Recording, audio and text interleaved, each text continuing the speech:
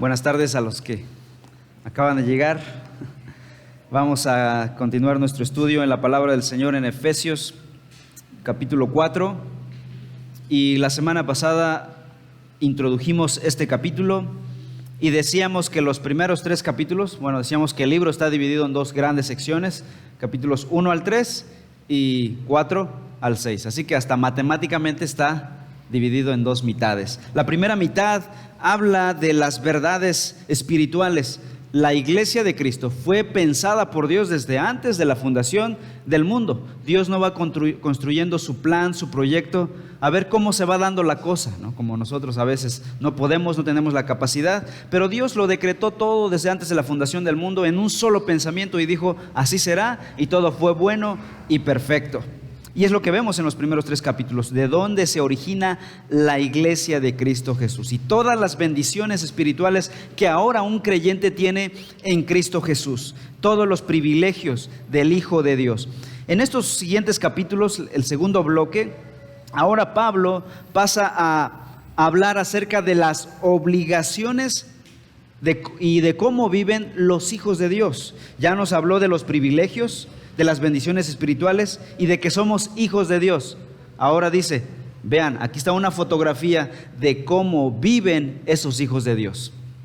Este es su estatus, justificados, hijos de Dios. Este es su praxis, esta es su vida práctica. Así viven, así actúan, así andan, dice el apóstol Pablo. Y va a decir que si somos salvos, viviremos de forma coherente con esa salvación. Y hablará entonces de nuestro compromiso con el Señor y con su iglesia local. Vamos a orar. Padre, en esta hora queremos pedir tu bendición para estudiar tu palabra.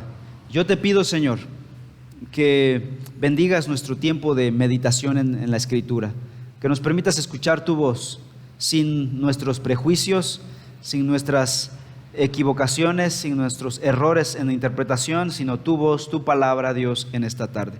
Edifica tu iglesia con tu palabra, Dios. Te lo pido en el nombre de Cristo Jesús. Amén. La semana pasada vimos el versículo 1 y decíamos que Pablo en los primeros 6 versículos hace un llamado a andar como es digno de la vocación.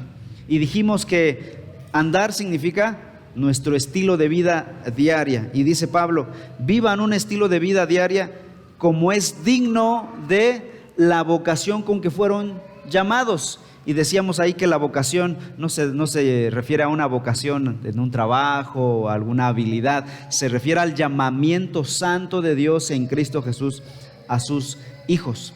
Ese es nuestro llamado, esa es nuestra vocación. Y dice el versículo 1, yo pues, preso en el Señor, os ruego que andéis como es digno de la vocación con que fuisteis llamados. Y comenzamos también la semana pasada a ver los versículos 2 en adelante, donde vemos las características de cómo andan los hijos de Dios de forma digna. Y vimos que hay 6 características en los versículos 2 y 3. Primero, humildad, mansedumbre, paciencia, amor, unidad y paz. Estas son las características de este andar digno. ¿Cómo anda una persona que es llamada por esta vocación? Bueno, con humildad, con mansedumbre, con paciencia, con amor, en unidad y en paz. Y la semana pasada pues vimos nada más uno, la humildad. Y es que la humildad, como decía Agustín de Hipona, es la reina de todas las virtudes. Y hoy continuaremos el versículo 2 con las características. Dice el versículo 2, con toda humildad y mansedumbre. Hoy vamos a ver la mansedumbre. La semana pasada hablamos de la humildad y hoy hablaremos de la mansedumbre. La mansedumbre es fruto de la humildad. O la humildad siempre genera mansedumbre. No puedes poseer humildad y no ser manso, o no tener mansedumbre o tener mansedumbre y no tener humildad. Pero ¿qué es la mansedumbre? Están relacionadas entre sí, humildad y mansedumbre, pero hay ligeras diferencias. Mansedumbre se refiere a un espíritu afable y controlado. Yo creo que la palabra clave para entender mansedumbre es control, autocontrol, templanza. El ser manso significa ser controlado, mesurado. Eres dueño de ti mismo, no sueltas tus emociones por cualquier circunstancia. Estás controlando tus emociones. No tus emociones te controlan a ti, como ocurre comúnmente con nosotros. Nuestras emociones se apoderan de nosotros y perdemos el control. El hombre manso es aquel que tiene control de sus emociones. Lo opuesto a toda actitud vengativa y violenta como reacción a las emociones, las circunstancias, los eventos. Jesús dijo en Mateo 5:5, bienaventurados los mansos. Y sí, son felices los mansos, muy felices. Los que cometemos tonterías por no tener ese autocontrol, después estamos quejándonos, después estamos lamentándonos porque perdimos los estribos, porque perdimos el control, y después estamos pagando los platos rotos por un descontrol. Jesús dijo de sí mismo en Mateo 11:29, aprended de mí que soy manso y humilde de corazón, dijo Jesús. La mansedumbre también dice el apóstol Pablo que es un fruto del Espíritu Santo en Gálatas 5:22, cuando dice, pero el fruto del Espíritu es amor, gozo, paz, paciencia, benignidad, bondad, fe, mansedumbre. Uno de los frutos del Espíritu Santo.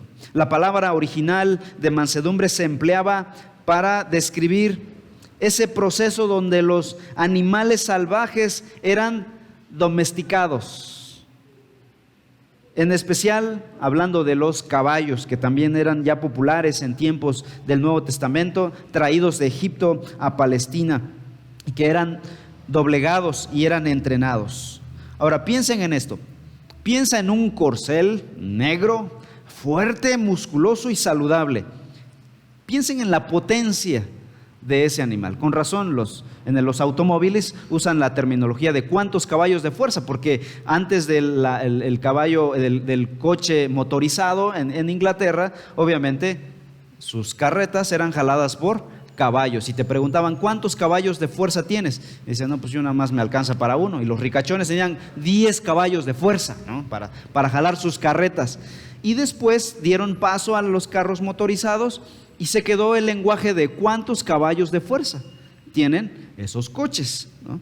Pero hablando de los caballos, estos han jalado los carros en toda la época humana, ¿no? Han sido uno de los animales de trabajo y de más fuerza que ha usado el hombre usando otros animales, pero este ha sido el más popular, el más ágil. Quizá han usado el elefante, pero no es tan ágil como el caballo, etcétera, etcétera. Características que han hecho especial este animal. Pues se dedicaban mucho en la antigüedad, como en el presente, a domar estos caballos. Piensen en uno de ellos. Es un caballo fuerte, con fortaleza, con brío, pero cuando es domesticado, ¿pierde su fortaleza física? No. Sigue toda la energía ahí, siguen todos los caballos de fuerza ahí. ¿Qué pasó? Está bajo control, es fuerza bajo control, no es debilidad, es una fortaleza, es poder bajo control. El león domado, por ejemplo, sigue siendo potente, pero su potencia está bajo el control de su adiestrador. Así es la mansedumbre es poder bajo control, es fuerza bajo control, es carácter bajo control. La pregunta es, ¿bajo control de quién? Lo importante ahí no es solo el control, es decir, ya hay control, gracias a Dios. El punto es decir, ¿quién está controlando esa energía que hay en esta persona, esa fuerza, ese carácter, esas habilidades, esos dones, esas emociones? Pues la Biblia nos llama a someter todo bajo el control del Espíritu Santo. No puede estar bajo mi control, porque yo con mi idiosincrasia, con mi poca inteligencia, con mi pecaminosidad, si yo tengo el control de mis fuerzas, voy a hacer uso de ellas para dañar, para afectar, para destruir. Pero si está bajo el control de Dios, ¡qué bendición! Con razón Jesús dijo, bienaventurado los mansos, porque ellos están bajo el control del Espíritu Santo. Una persona mansa, por lo general, es tranquila, discreta, pacificadora y de buenas maneras en su forma de vivir. Además, nunca es vengativa ni defensiva. O sea, no es una persona que siempre está a la defensiva, o una persona que siempre está protegiéndose o siempre está tratando de atacar, sino es una persona que es pacificadora. Esta es la característica de la mansedumbre. Piensen en la vida de Jesús. La noche que fue entregado en el huerto de Getsemaní, los soldados llegaron para arrestar a Jesús. Y Pedro, ¿qué es lo que hizo de inmediato? Sacó la espada y le cortó la oreja al siervo del sumo sacerdote, a Malco, para defender a Jesús. ¿Qué hizo Jesús, quien estaba siendo atacado, quien estaba siendo arrestado en ese momento sin orden de arresto? Fue una violación a todos sus derechos. Si pudiéramos pensar en terminología de hoy, todos los derechos de Jesús fueron pisoteados desde el principio de su arresto hasta el día de su crucifixión. Y el juez romano, Pilato, declaró que Jesús fue 3 veces inocente. No hallo delito alguno en él. Sin orden de arresto, sin argumentos propios, Jesús fue pisoteado. ¿Cómo reaccionó él? ¿Qué le dijo Jesús a Pedro? ¿Acaso piensas que no puedo ahora orar a mi Padre y que Él no me daría más de 12 legiones de ángeles y destruir a estos hombres si yo quisiera? Pero no, mansedumbre. Isaías 53 dice que Él fue como cordero llevado al matadero, no abrió su boca y no dijo nada contra ellos. ¿Qué es lo que hizo Jesús en la cruz del Calvario? Oró por sus enemigos y les dijo: Padre, perdónalos porque no saben lo que hacen. Una dulce plegaria salió de los labios de aquel que está siendo maltratado por sus enemigos. Yo con menos ya le habría regresado una, ¿verdad? Así somos los seres humanos, así actuamos nosotros. Jesús tenía acceso a poder divino infinito, pudo haber borrado en un instante a sus enemigos. Sin embargo, fue manso. Por eso dijo: aprended de mí que soy manso y humilde de corazón. La mansedumbre tampoco está desconectado del enojo justo. Porque tú dirás: bueno, y hermano, ¿qué pasó en Juan capítulo 2? Cuando fue al templo y agarró una cuerda y empezó a tirar las mesas de los cambistas y a sacar a los animales y a azotar las cuerdas. ¿Qué pasó ahí? Por el otro lado, la persona mansa también tiene la capacidad de actuar con justo enojo. ¿Cuándo? Cuando el nombre de Dios, o la palabra de Dios, o el honor de Dios, o el honor de la iglesia de Dios, o el honor de la familia de Dios están siendo vituperados. Ahí hay un enojo justo y santo, bien motivado por el Espíritu Santo. Es lo que pasó con Jesús ahí. Es lo que hizo Jesús cuando limpió el templo en Juan 2 y en Mateo capítulo 21. Pero no es un enojo personal, o sea, no está defendiendo sus causas personales, no la está tomando personal, sino está dirigido con precisión. No es una explosión de enojo contra lo que sea en general, sino hay algo específico, hay un motivo santo. Y una de las marcas distintivas de la mansedumbre verdadera es entonces el autocontrol, ese control que da el Espíritu Santo. Dice Proverbios 16:32: mejor es el que tarda en airarse que el fuerte, y el que se enseñorea de su espíritu que el que toma una ciudad. Piensen en esto: los hombres de la antigüedad, los hombres de renombre eran los hombres fuertes, los militares, y entre el pueblo romano también eran comunes los soldados que mientras más guerras habían ganado, más personas habían matado, eran los más populares. Los que conquistaban ciudades eran los populares. ¿Qué dice la Biblia? Pues entre el pueblo de Dios no será así. El más popular no será el más fortachón, ¿no? Será el que sepa dominar su propio espíritu, sus propias emociones.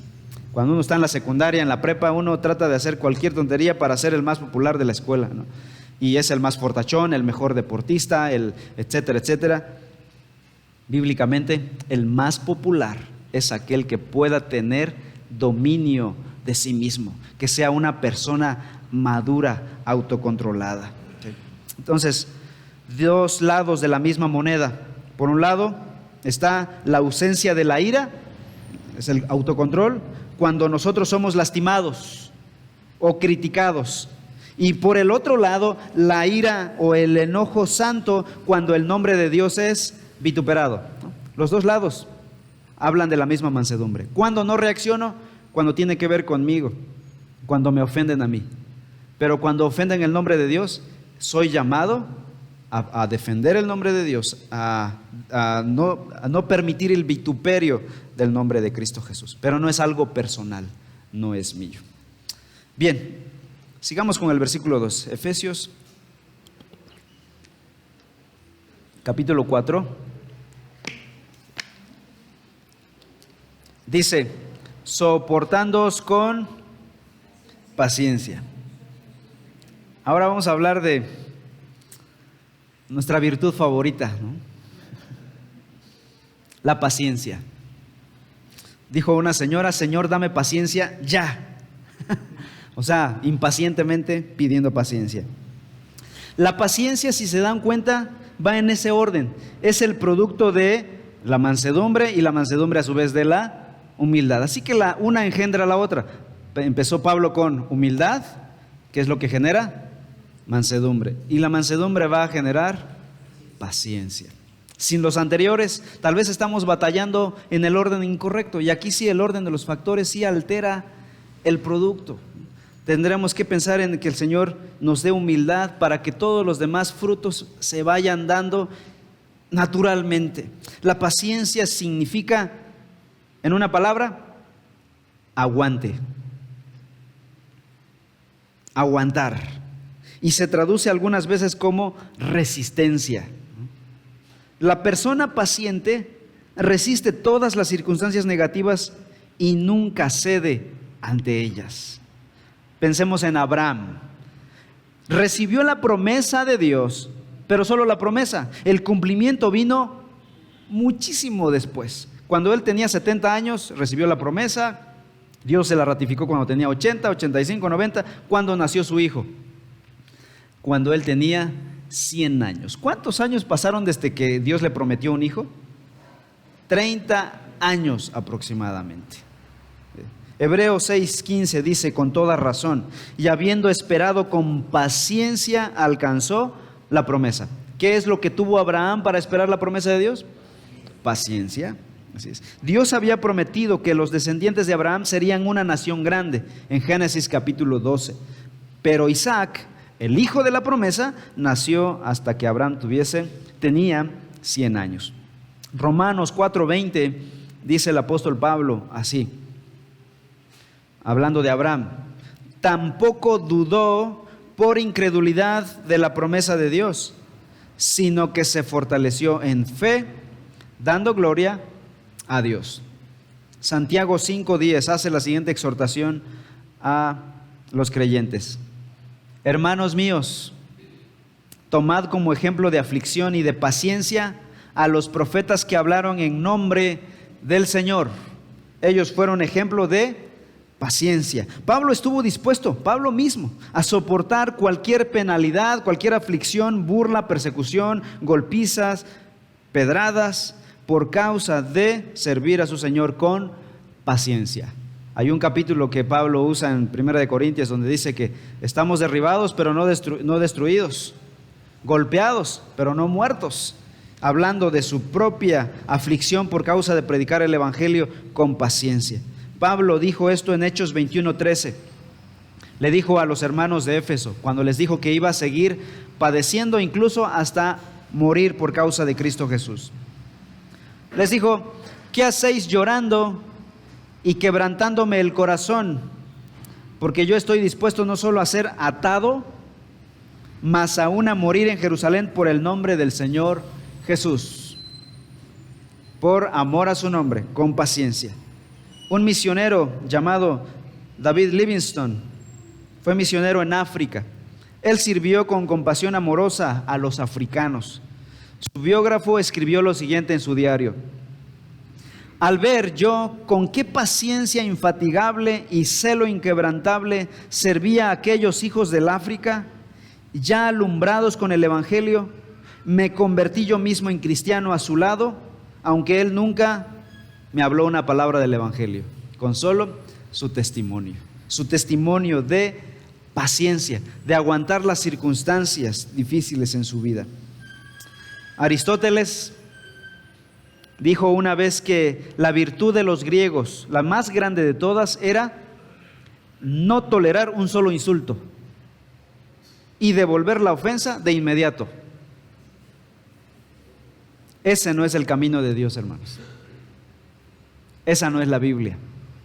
Esa no es el camino para los cristianos. El creyente debe ser paciente para con todos. Primera de Tesalonicenses 5:14. Todos en absoluto. Aún con aquellos que ponen a prueba su paciencia hasta el límite, ¿no? Alguien dirá, bueno, pero hermano, tú no conoces a la persona que tengo al lado, o que vive conmigo, o con la que trabajo, que pone mi paciencia al límite. Aún con ellos, nuestra paciencia se pone a prueba. El cristiano es paciente con quienes le calumnian y cuestionan sus motivos para servir al Señor. Les comento rápidamente que cuando estuvimos orando para plantar esta iglesia Reforma, estuvimos orando por 4 años y después equipando, capacitándonos y después juntando en la gracia del Señor al equipo plantador para iniciar esta obra, con obviamente desde el principio la consejería, la mentoría de mi director en la escuela del centro educativo, con la mentoría de mi pastor en la iglesia bautista de Benecer. Y cuando ya se hizo público, alguien me escribió un mensaje a mi Messenger, diciéndome tantas barbaridades de por qué me iba de la iglesia y que quería yo tener mi propia iglesia y etcétera, etcétera, etcétera. Hubo un momento en que sí me enojé y yo dije, Señor, yo estoy obedeciendo tus llamados y si no quieres yo me quedo sentado, estoy cómodo aquí. Una molestia, saltó la carne, ¿no? Pero el Señor en su gracia aplicó su gracia sobre mí y me dio autocontrol, lo que yo necesitaba en ese momento.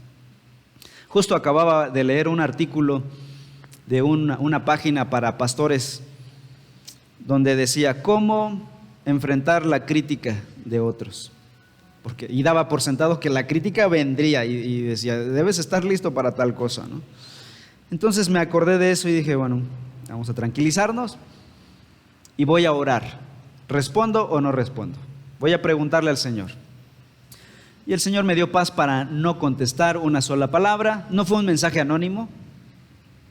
Entonces yo me dirigí a esa persona con toda la normalidad del mundo, tratando de olvidar eso, dejar a un lado eso y mostrar mi amor, mi hermandad, como siempre, saludándolo con gozo, con alegría. Y saben, eso lo deshizo a esa persona. El que yo pudiera saludarlo sin ningún reproche, destruyó su ego y se dio cuenta de lo mal que había hecho. Y gracias a Dios hasta el día de hoy nos llevamos bien. Yo pude haber sacado la espada y haberle cortado una oreja como Pedro. Ahora, déjenme decirles, hermanos, no siempre respondo así, lamentablemente. Así debería ser, en la gracia del Señor, pero no siempre respondo así. El creyente que es paciente acepta el plan de Dios para todas las cosas sin cuestionar ni refunfuñar el plan de Dios. No se queja cuando es llamado o cuando su llamado parece menos llamativo que otros, ¿no? ¿Y por qué aquel hermano está sirviendo en aquel área bonita y yo aquí lavando los baños? ¿Por qué aquel está haciendo esto y yo acá atrás nadie me dice gracias, nadie me dice qué bonito lo hiciste?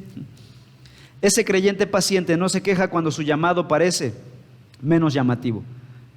En lugar de ello, recuerda que Cristo Jesús, el Hijo de Dios, dejó su hogar celestial lleno de amor, de santidad, de gloria, para venir a la tierra y ser aborrecido, rechazado, escupido, golpeado y crucificado, sin devolver una sola palabra mala y quejarse ante su Padre Celestial. Si tú me preguntas, ¿por qué debo soportar? Porque el Hijo de Dios soportó todo por nosotros, pacientemente. Y vean lo que sigue diciendo el apóstol Pablo, Efesios 4, versículo 2. Dice, soportándoos con toda humildad y mansedumbre, soportándoos con paciencia. Y luego viene esta frase, los unos a los otros en amor. Y vamos a ver esta siguiente característica, un amor que soporta. Y si dices, ya hasta aquí ya no aguanto, vienen cosas más pesadas. Humildad, mansedumbre, paciencia. Ahora viene amor que soporta. Un cuarto elemento entonces es el amor de Dios. Pero antes de hablar del amor, vean que Pablo dice primero que debemos soportarnos. Soportándonos unos a otros, dice Pablo.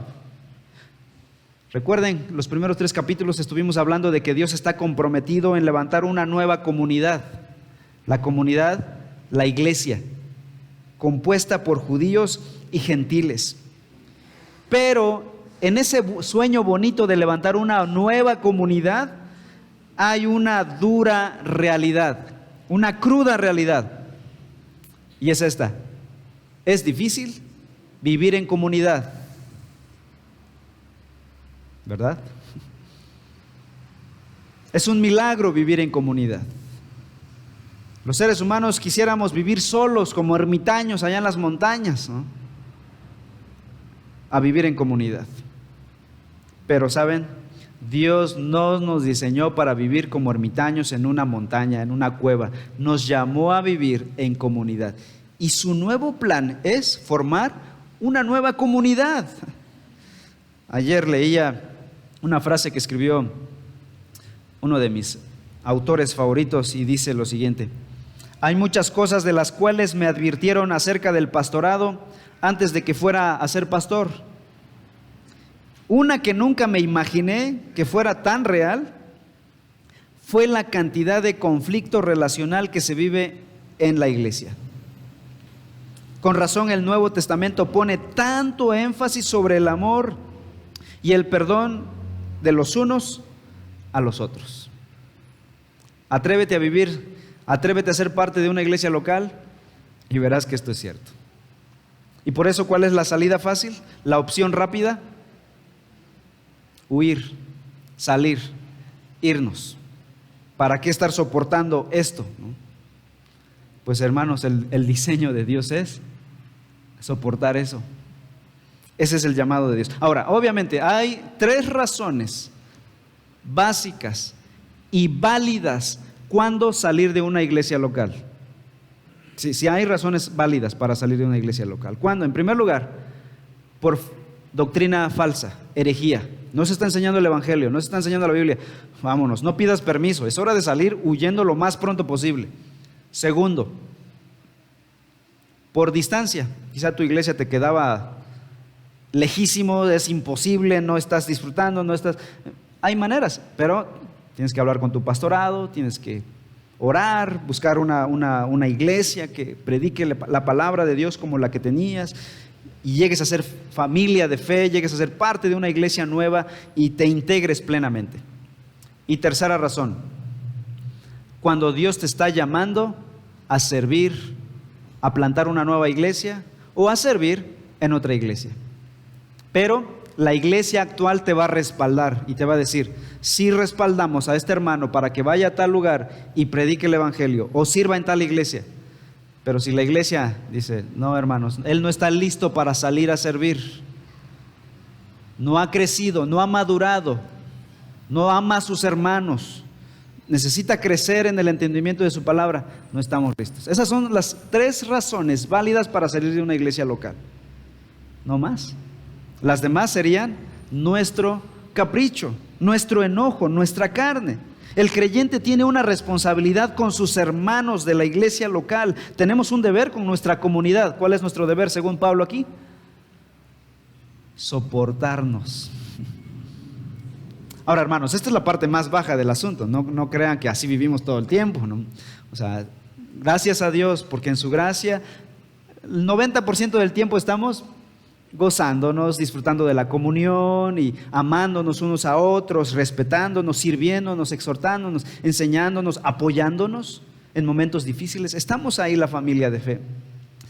Pero hay esta realidad. Hay momentos donde tenemos conflictos. ¿Y qué hay que hacer ahí?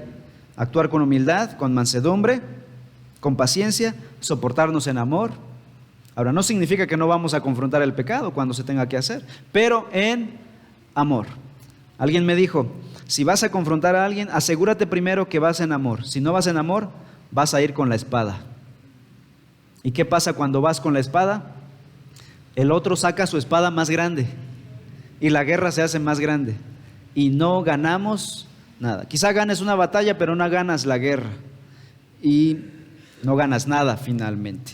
Una de las primeras cosas que debe aprender un creyente nuevo, y esto lo digo con énfasis a mis hermanos que están escuchando el Evangelio recientemente, una de las primeras cosas que debemos aprender es a soportarnos como hijos de Dios. Va a ser difícil. A mí no me lo dijeron y lo aprendí añísimos después, pero habría sido muy bueno que mis maestros, mis discipuladores me hubiesen enseñado esta realidad a temprana edad en la fe. Habría aterrizado más rápido. Pero esta es la oportunidad para los nuevos creyentes. Una de las primeras cosas que tenemos que aprender es a soportarnos unos a otros. ¿Qué significa soportar? Hablando del tema, Gálatas capítulo 6. Versículos 1 y 2. Gálatas 6, 1 y 2. Hermanos, si alguno fuere sorprendido en alguna falta, vosotros que sois espirituales, restauradle con espíritu de mansedumbre, considerándote a ti mismo, no sea que tú también seas tentado. Sobrellevad los unos las cargas de los otros y cumplid así la ley de Cristo. La palabra soportar es sobrellevar. Y aquí Pablo lo dice más claramente: sobrellevad los unos las cargas de los otros. Es decir, voy a ayudarle a cargar a ese hermano sus cosas difíciles. ¿Qué voy a ayudar a cargarle? Su orgullo, su egoísmo, sus inseguridades, sus temores, su terquedad, su inmadurez, sus flaquezas. Voy a ayudarlo a cargar, voy a sobrellevar con él esas cosas difíciles. Soportar significa esperar, tolerar y ayudar a nuestros hermanos en su andar cristiano. Es estar dispuestos a sobrellevar sus pecados, aun cuando esos pecados de vez en cuando nos afecten a nosotros y nos hieran. Soportar es ser pacientes con nuestros hermanos. Incluye perdonarlos y amarlos. Y esto va a requerir invertir tiempo, invertir fuerzas, incluso dinero, a veces nuestras emociones, para contribuir al crecimiento de ese hermano. Todo con la meta de llevarles a Cristo Jesús, de mostrarles el carácter de Cristo. En ese proceso, déjenme decirles esto: a la vez que estás ayudando y sobrellevando las cargas del otro, soportando al otro, Dios está obrando en ti. Tú dirás, bueno, Dios está obrando en él, qué bueno. No, en realidad también está obrando con nosotros. Quizá yo crea que ya soy un producto terminado. En realidad no. Todos estamos en el mismo proceso y algo que me está faltando, Dios está usando a esas personas para obrar en mí mismo, haciendo un hombre más santo, con más temple, con más madurez, más a la imagen de Cristo Jesús. Humanamente, hermanos, seamos realistas, soportar es imposible. Y es que somos seres humanos insoportables. Veamos nuestro propio carácter, veamos nuestra propia maldad, veamos nuestra ira, nuestro enojo, nuestra inmadurez, nuestra insensatez. Somos insoportables en realidad. El único que nos puede soportar y quien soportó nuestro pecado fue Cristo Jesús, cuando murió en la cruz del Calvario. Es un mundo de pecadores, de seres imperfectos. Esto es imposible. De hecho, hay una frase que seguramente ya leyeron por ahí, que dice: Mientras más conozco a la gente, más amo a mi perro. Esto es quizás risible, pero es la filosofía del mundo. Por eso el mundo promueve los matrimonios express. Probamos, si no funciona, es la filosofía del mundo. Viendo lo difícil que sería soportarnos unos a otros, Dios nos dio un elemento para poder soportarnos. ¿Cuál fue ese elemento que nos dio el Señor? Versículo 2. Soportándoos con paciencia los unos a los otros en amor.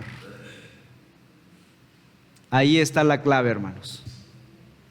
Esa es la llave que abre el panorama del soportarnos, del soportar. Hay 3 palabras griegas, clase de gramática rápida. 3 palabras griegas, hay muchas palabras griegas para la palabra amor, pero hay 3 que son las sobresalientes: ágape, eros y filos.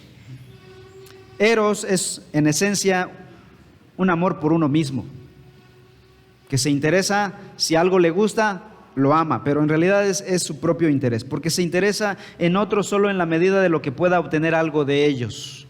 Es un hombre que toma y nunca da. Ese es el amor eros. De ahí la palabra erótico, ¿no? Es el amor carnal.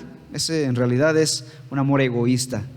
La palabra filos es un amor más recíproco, un amor que da en la misma medida en que te dan, un amor de padre con hijos, etcétera, etcétera. Pero el amor ágape, esta palabra, es un amor incondicional, libre de egoísmo, que da sin esperar recibir en absoluto nada. El amor que soporta, la palabra amor que usa Pablo aquí en griego es ágape. Soportados unos a otros en ágape. Ese amor incondicional. Porque solo el amor ágape de una manera incondicional es el que puede entonces soportar a otras personas.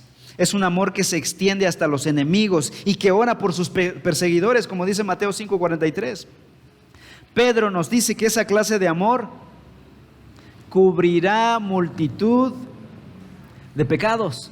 Ese amor ágape es capaz de cubrir los pecados.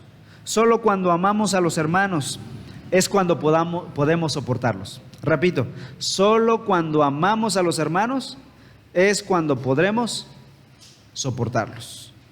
Así que cuando una persona me ofende, me dice algo duro, algo hiriente, ¿qué haré? No contestaré, guardaré silencio, soportaré su inmadurez. Debo hablar con esa persona, pero primero debo soportarla. Obviamente hay que corregir el pecado en las otras personas, pero primer paso es soportar a la persona. Esto cuesta. Por esa razón nos dio Dios el ingrediente perfecto, el amor. Vamos a 1 de Juan capítulo 2. 1 de Juan 2, 9 al 11.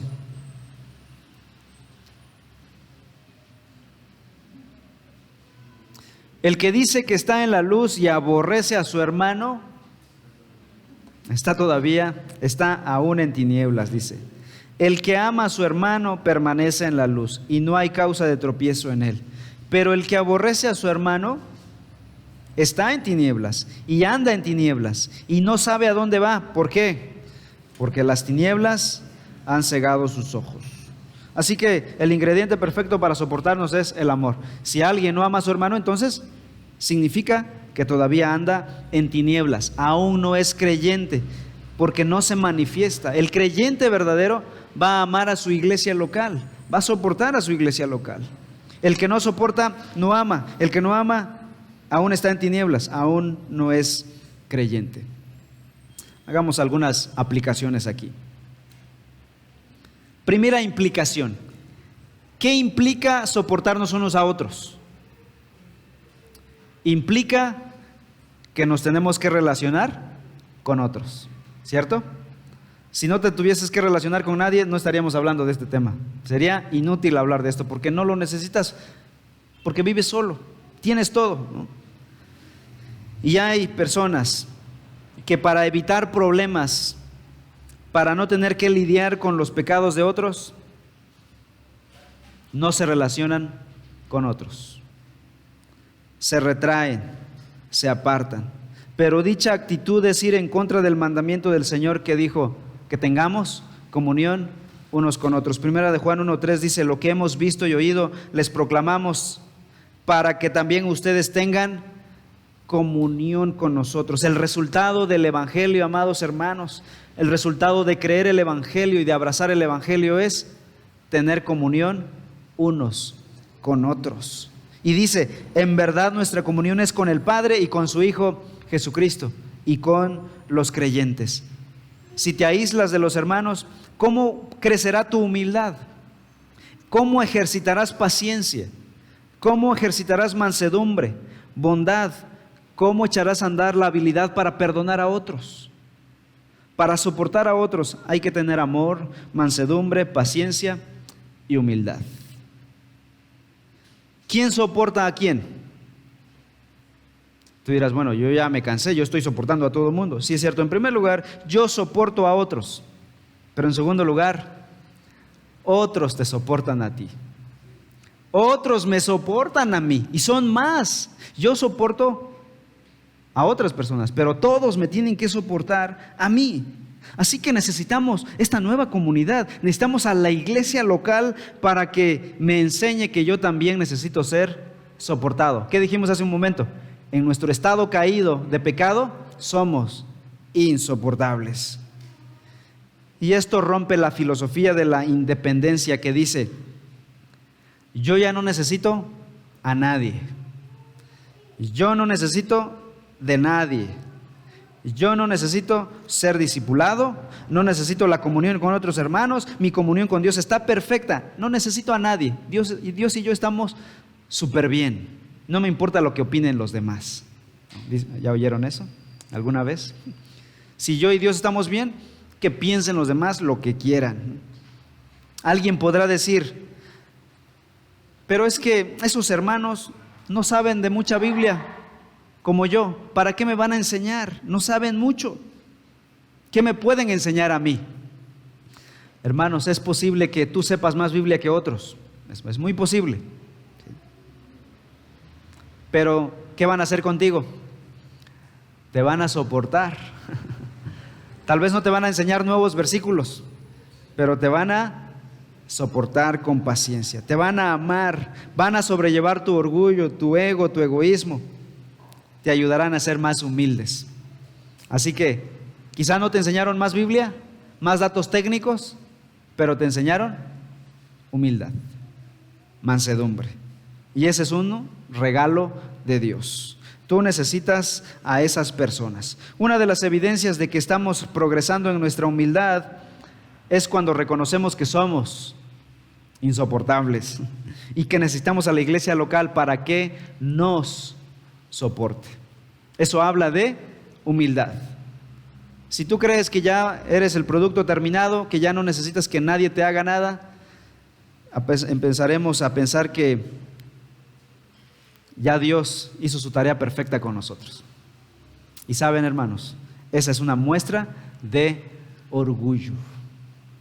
Primera de Juan 1:8 dice: si decimos que no tenemos pecado, la verdad no está en nosotros. Si decimos que no hemos pecado, nos engañamos a nosotros mismos y su palabra no está en nosotros. Conclusión. Alguien se estará preguntando a estas alturas: hermano, qué terrible sermón el día de hoy. Alguien le hizo algo, ¿verdad, hermano? De haber sabido, no vengo, ¿no? Y se preguntarán: ¿por qué tengo que soportar a mis hermanos? Primero, respuesta rápida, porque es un mandato de la Escritura. El único verbo en estos versículos es soportar, es decir, es un mandamiento para nosotros. Sopórtense unos a otros. Y tú dirás: bueno, ¿y por qué eso de soportar es un mandamiento? Si estás como un niño de 3 años que pregunta y pregunta: ¿y por qué? ¿Y por qué? ¿Y por qué? ¿Y por qué? ¿Y por qué eso de soportar es un mandamiento? Porque en primer lugar, Cristo nos soportó a nosotros. Y no solo nos soportó, murió por nuestros pecados. Por eso yo soy llamado a soportar los pecados de otros, de mis hermanos, porque Cristo me soportó a mí. ¿Cómo puedo yo cultivar la humildad? Y dices tú ahora, ya lo entendí, hermano, ¿cómo lo puedo hacer? ¿Cómo puedo cultivar en mí humildad y amor para soportar a otros? Vamos a leer Filipenses capítulo 2 y con este pasaje estaremos terminando. Filipenses 2 en adelante. Dice el apóstol: no hagan nada por egoísmo o por vanagloria, sino que con actitud humilde cada uno de ustedes considere al otro como más importante que a sí mismo, no buscando cada uno sus propios intereses, sino más bien los intereses de los demás. Y dice el apóstol, la parte importante: haya pues en ustedes esta actitud que hubo también en Cristo Jesús, el cual, aunque existía en forma de Dios, no consideró el ser igual a Dios como algo a que aferrarse, sino que se despojó a sí mismo, tomando forma de siervo, haciéndose semejante a los hombres, y hallándose en forma de hombre, se humilló él mismo, haciéndose obediente. ¿Hasta dónde? Hasta la muerte, y muerte de cruz. Hermanos, la única forma de ser más humilde, la única forma de soportarnos unos a otros, de amar, de perdonar a otros, es mirando a Cristo Jesús. Es mirando el Evangelio, es conociendo el Evangelio. Cristo murió por nuestros pecados. Dice Romanos 5:8, mas Dios muestra su amor para con nosotros en que, siendo aún pecadores, Cristo murió por nosotros.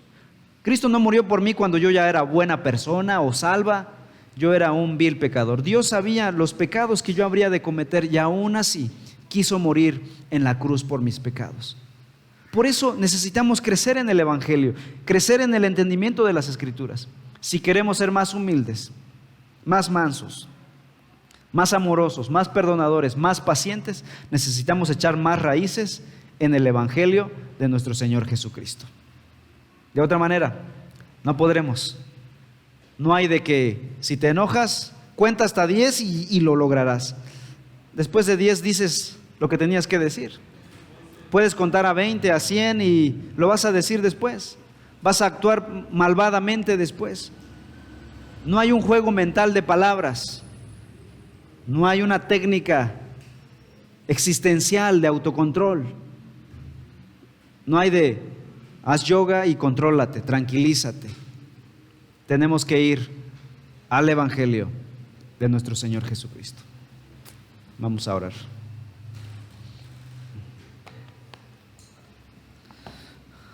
Nuestro Señor, en esta hora queremos pedirte perdón porque hemos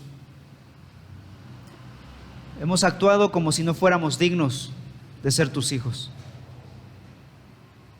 siendo soberbios, siendo impacientes, siendo agresivos, no teniendo amor unos con otros, Señor, y queremos que nos perdones. Perdona nuestros pecados, perdona nuestra maldad. Te suplico que tu Santo Espíritu haga crecer en nosotros el amor de Cristo, este amor que es tan profundo, tan alto, tan ancho, tan largo, que nos impacte, que nos constriña para poder amarnos unos a otros. No tenemos la capacidad en nosotros mismos, Señor. Te necesitamos, ayúdanos.